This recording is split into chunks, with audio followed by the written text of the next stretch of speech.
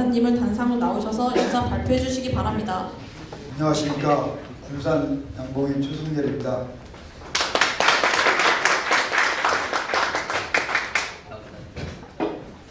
저의 오늘 제목은 인생 제5화 귀농으로 로망을 쏘본다. 부제로서는 벌꿀과 들깨로서 마케팅 믹스로 성공적인 귀농을 해보자, 이런 내용입니다. 저의 로망은 사업가가 되는 것입니다. 저는 이제 어릴 때 시골에서 어르신들이 공부 조금 잘하니까 열심히 공부해서 판검사가 되라, 이런 말을 많이 들었는데, 진즉 저는 소비자의 마음을 얻고 그 다음에 돈을 벌 수 있는 그러한 훌륭한 그런 사업가가 되고 싶은 게 꿈이었었습니다.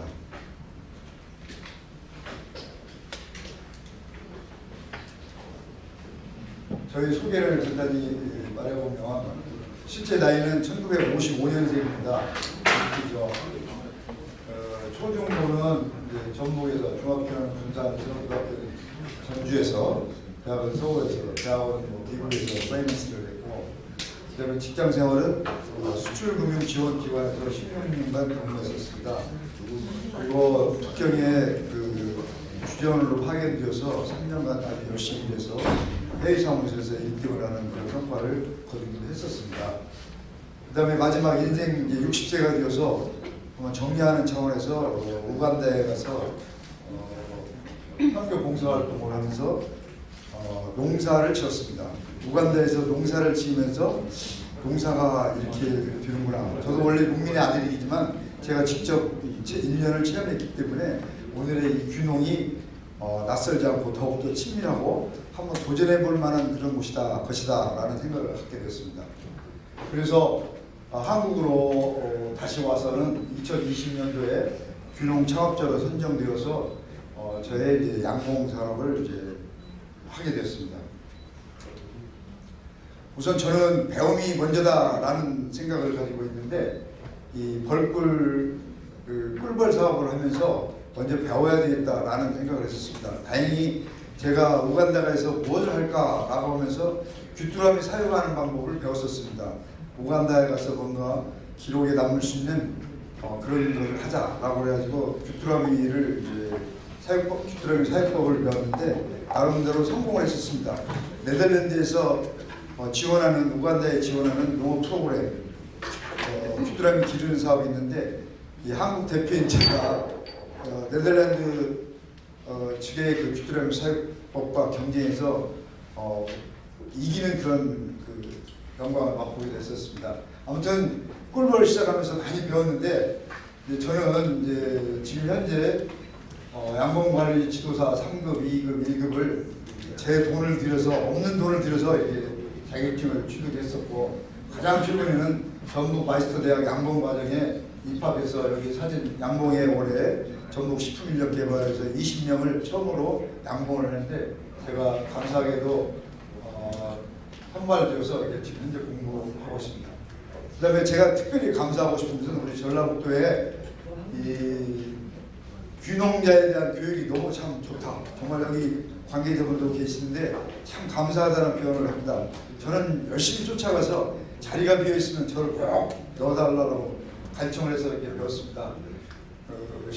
전북 식품인력개발원, 전북 농업기술원, 군산시 농업기술센터, 심지어는 제가 이제 옛날에 전주에 이제 주민등록이 되어 있는 시점이 있었어요. 그래서 전주시 농업기술센터에서 안내를 오길래 여기까지 쫓아다니면서 어마어마한 그 공부를 했었습니다. 그러면 활동상으로는 제가 양봉 관리사협회라고 있는데 지회장을 하고 있고, 각종 귀농, 귀촌, 양봉, 강소농 정보화 연구회 개투, 현재는 아직 이제 역사가 짧기 때문에 한 3년밖에 안 되는데 회원으로서 참여하고 있습니다. 우리나라 양봉산업을 간단히 말씀드리면 60대 연령에서 노후에 제일 하고 싶은 게 뭐냐라고 이제 어느 조사기관에서 조사를 했는데 양봉이 이제 1번으로 기록됐다고 합니다. 왜냐면 저희들이 알아보니까 가장 적은 비용으로 사업할 수 있는 거예요. 5톤 정도면 해봤자 200만 원 이하인데 200만 원 가지고 사업을 할 수 있거든요. 늘어갈수록 이제 돈이 많이 들어가요. 저도 마찬가지였는데 3년차, 4년차 때까지 이 수지 흑자를 볼 수가 없어요. 계속 손해보고 농담으로 양봉 자접하는 사람만 돈 벌고 양봉하는 사람은 이제 돈만 쓴다라는 얘기를 듣고 있죠.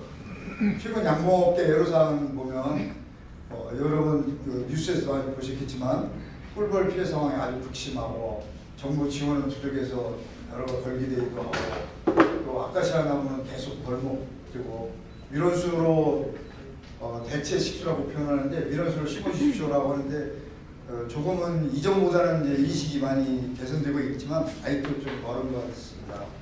그 다음에 이제 제일 염려하는 것은 FTA로 조만간 이제 꿀벌 사업도 힘들게 된다. 꿀벌 사업만이 아니라 농업도 아주 힘들게 되겠죠. 그다음에 가짜꿀 문제가 있습니다.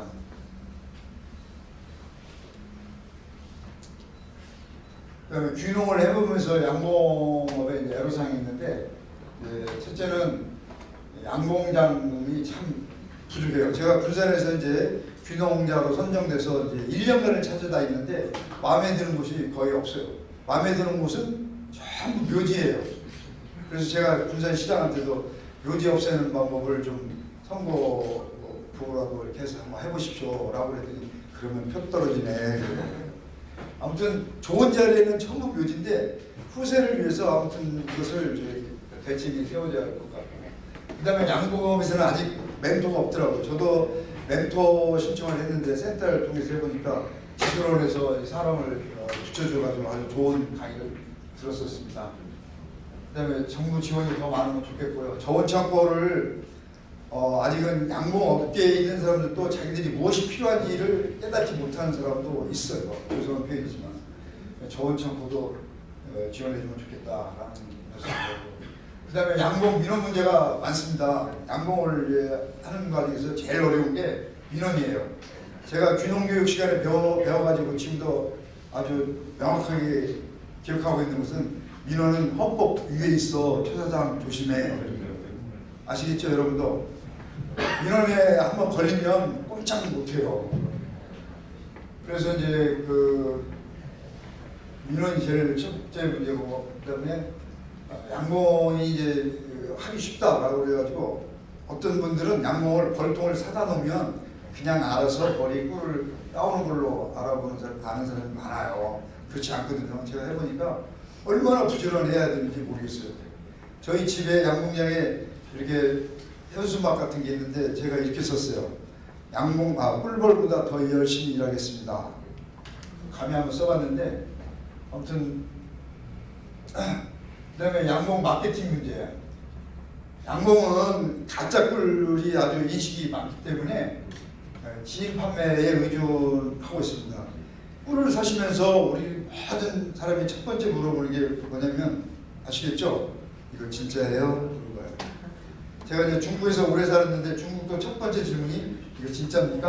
쩐더마? 스쩐더마? 이렇게 물어봐요. 워낙 이제 중국이나 한국이나 어디나 가짜가 많은가 봐요.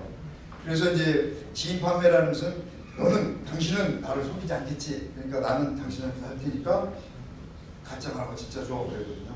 그러나 실제로는 그렇게 많지는 않아요. 그 다음에 이제 마케팅 문제 관련해서 이제 제가 느끼는 것은 SNS 교육이 참 그 정부 차원에서 참 많던데 오히려 양봉인들이 더 참여하지 않더라 하는 것이 참 안타까웠습니다. 제가 이제 최근에 양봉 SNS 마케팅 교육을 받으면서 제일 감명 깊게 받은 것은 전북 기술원에서 챗 GPT에 대해서 설명하는데 제가 화들짝 놀랐었습니다. 양봉업을 하는 귀농업을 하는 사람도 이 챗 GPT를 알아야 된다. 그래서 제가 동창회 카톡이 있지 않습니까? 카톡에 대해 중학교, 고등학교, 대학교 있는데 거기다 날렸죠. 엄청난 반응이 왔었어요.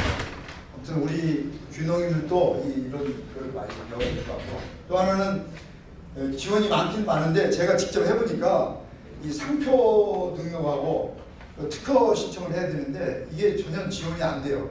특허를 지식센터 이런 데 해보니까 연초에 모르겠어요. 어떻게 됐는지 모르겠지만 제가 한 3년을 두드려 봤는데 벌써 다 나갔다고 그래요. 그래서 제 생각은 이 농촌 농업기술센터 이런 등에서 귀농인들에게 상표 저기 디자인비가 들어가야 되고 또 특히 신청을 해야 돼요. 굉장히 어려운 시간이에요. 1년을 또 기다려야 되고 이런 것도 지원해 주시면 참 좋겠다라는 생각입니다. 저의 벌꿀 마케팅 노력을 간단히 말하면 이렇습니다. 저도 생각을 해보니까 농업을 도와주는 사람은 정말 그렇게 많지 않습니다. 정부에서는 말로만 하지 그렇지 않거든요. 강사분들도 그런 말씀 하시는데 정말 느끼는 게 농산물이 오르면 정부는 대뜸 물가 상승을 염려해서 수입을 합니다. 근데 그것이 우리나라만 그런 게 아니에요. 제가 중국에 오래 살아봐서 하는데 중국 정부도 그래요. 결국은 농민들은 자기는 그 어려운 시점에 농사를 잘해서 오래 돈을 벌겠지라고 이렇게 쫙 기대하고 있으면 아닙니다. 수입 농산물이 쳐들어와가지고 결국은 그렇지 못해요. 저도 경제학을 공부했는데 이게 옳은 말씀이거든요. 그래서 어떻게 해야 되느냐? 농업인은 각자 도생. 각자 도생이 뭐냐? SNS를 아는 것밖에 없는 것 같아요. 저도 지금 올해 작년에 어마어마한 시간을 투자해서 블로그, 스마트 플레이스, 스마트 스토어, 그다음에 페이스북, 유튜브를 이렇게 준비하고 있는데 이렇게 자기가 알아서 각자 도생을 해서 살아갈 수밖에 없다라는 걸 제가 절실히 느꼈던 그런 것입니다. 제 양봉장 이름은 초이스 팜입니다. 원래 저는 초이스 양봉원 이렇게 됐는데 어느 강사분이 오셔서 요즘에 트렌드가 팜자 붙이는 겁니다. 그래요. 들어보니까 맞아요. 팜을 붙여요. 팜. 한국말은 팜 그러는데 그래서 제가 영업 사업자 등록증도 세무서에 가서 얼른 바꿨어요. 초이스 팜이라고. 초이스라는 것은 뭐냐면 나이 드신 분들은 아시겠지만 커피죠. 초이스 커피.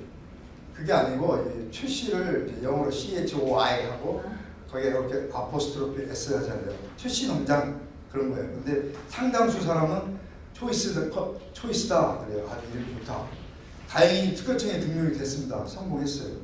초이스 커피에서 실수를 한 건지 왜 그런지는 모르겠지만 아무튼 당당하게 상표 등록이 됐습니다. 저희 양봉장은 저 뒤에도 그림이 하나 나오지만 괜찮은 동네입니다. 저희 군산대 교수분이 저희 양봉장에 와서 하는 말씀이 풍수지리를 아세요? 그랬더니 조금 알죠? 그랬더니 배산 임수하는데 이 군산의 여기는 고봉산 이 지역은 임수 세 개의 강을 만나는 유일한 우리나라 지역이래요. 무슨 강이냐? 그랬더니 금강, 암경강, 동진강. 그래서 저는 이 스토리를 만들기 위해서 어떻게 했냐면 저는 이렇게 풍수지리가 좋은 곳에서 벌을 키웁니다. 저희 벌이 좋겠죠? 라고 이렇게 이걸 하고 있습니다. 그러나 이제 저희 집에도 이제 문제가 있는데 이제 구배가 두 군데 올라가지고 경제력이 그렇게 충분하지 못해서 트럭을 사륜구동을 사야 되는데 그냥 일반 트럭을 샀는데 꼭 올라가다가 스톱이 돼요. 벌통을 씌우면. 그러면 작년에 같은 경우 아내와 저래 둘이 막 한 50통 되는 벌통을 그냥 일일이 하나씩 들어가서 멈춘 지역에서 저 높은 데 벌통까지 이렇게 했는데 올해 보면은 그걸 해결하기 위해서 아주 열심히 이제 노력을 했습니다.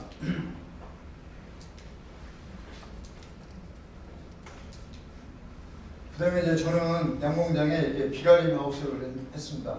사치스러울 것 같다고 하는 사람이 있었어요. 근데 경제력이 충분치 못해서 제가 거의 다 중고자재를 샀어요. 파이프, 비닐.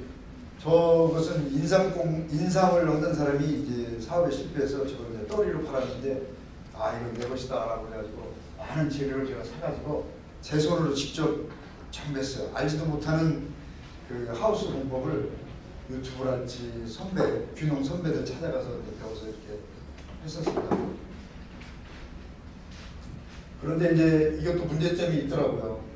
문제점은 여기서 큰 시간이 걸리고 생략하고 있습니다. 그 다음에 이제 오늘의 주제는 이제 들깨로서 인근 주민과 협업하는 단계를 제가 찾았습니다. 뭐냐면 들깨꽃이 벌을 하는 사람으로서는 아카시아, 야생화, 밤나무 이런 시점이 끝난 뒤에 들깨가 나타나요. 근데 의외로 우리 농촌에 들깨를 많이 심더라고요. 제가 식품인력대반에서 보니까 어떤 들깨 아줌마라는 사람이 또 강의를 했는데 감동을 받았습니다. 들깨꽃은 뭐냐면 우리 벌들에게 꿀을 선사하면서 우리 양봉 주인에게는 설탕을 절약하는 효과를 줍니다. 얼마나 감사한지 모르겠어요. 그래서 제가 작년에 들깨를 직접 심어보고 친환경적으로 이렇게 해봤는데 들깨꽃하고 꿀 파는 사람이 들깨꽃을 이렇게 믹싱해가지고 하면 참 좋겠다라는 이제 생각이 들더라고요. 그래서 이제 제가 마케팅 믹스 벌꿀과 들깨로서 균형 양봉으로 성공을 한번 해보자. 그리고 지역 주민에게 제가 팔아주겠습니다. 이런 얘기죠. 여러분은 신경 쓰지 마십시오. 얼마든지 생산하면 제가 팔아주겠습니다. 일단 제가 구두로 선언하고 그분들의 이제 동의를 받았습니다. 그래서 이제 새로운 이제 스토리가 있는 마케팅에서 항상 말씀하는 게 스토리가 있어야 된다 그러지 않습니까? 스토리를 만들었습니다. 그래서 이제 인생 제 음악을 균형으로 이제 푸는 내용이 이제 이런 내용입니다. 저는 맨 처음에 이제 저와 자식들 비상 생계대적으로 양봉을 했지만 이제 벌꿀과 들깨로서 어버이 같은 이후 어른들과 경제적으로 협력할 수 있다는 이제 자신감을 가졌습니다. 그 다음에 이제 동네 어른들과의 교류 이야기가 이제 3페이지로 있는데 저는 이제 맨 처음에 이제 우리 동네에 가서 이렇게 어른들을 이제 인사를 했었습니다. 한번 보시겠어요? 안녕하세요. 다 아시겠지만 직장 생활에서 인사 가리키는 것은 이렇습니다. 안녕하세요. 그러나 어떤 선배가 가리키기를 0.2초 정도 더 늦게 일어나라. 0.2초 정도 고개를 들라 그러더라고요. 동네 어른들한테 이렇게 했더니 어른들이 깜짝깜짝 놀래요.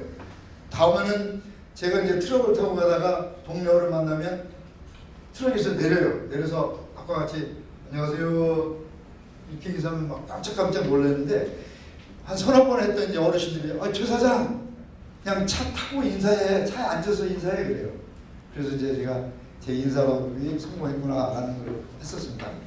동네 어른들과 교류하는 얘기는 여기 있는 얘기가 이제 여러 가지가 있습니다. 이 자료로 나오지 않는지 모르겠네요.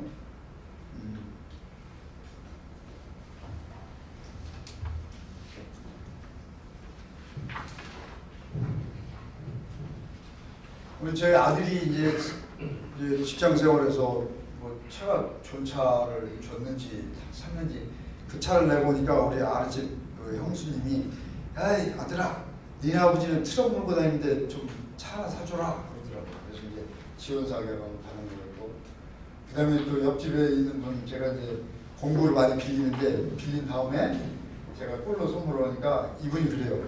최 사장님 때문에 제가 농약을 못 쳐요 그래요. 어쩌죠 그랬더니 됐어요 그래요. 제가 그래서 꿀로 계속 인사를 드려요. 다행히 이제 저는 이제 우리 둘이는 친환경 농민이 됐다 이렇게 농담을 해봤습니다.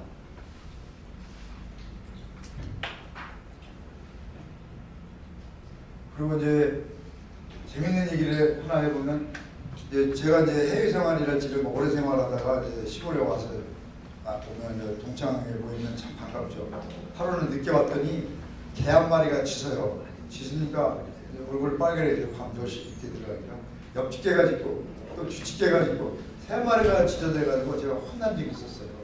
그랬더니 다른 어르신들이 하는 말씀이 그래요. 점잖게 부르더라고요. 어제 저녁에 괜찮았어 그래요. 그래서 우습게 됐고 그 다음에 이제 제가 이제 실질적으로 도움 준 것은 아랫집이 제가 높은 집이 있고 아랫집이 비로 53일간 비 오던 데가 재작년이가 비가 왔었죠. 그 사람이 있는데 그 사람들하고 협력을 하니까 마음을 열어가지고 토지 사용 승낙서를 내줘가지고 길을 넓혀했습니다. 그 사람은 이제 재난에 가까운 그런 비 피해를 막을 수 있고 저로서는 내려가는 길이 넓어져서 저에게 좀 좋았었습니다. 이상과 같이 이제 제가 준비한 자료를 끝냈습니다. 발표 1번 표를 뽑고 가슴이 콩콩 됐는데 발표 1번에 시상 1등도 하면 참 좋겠다.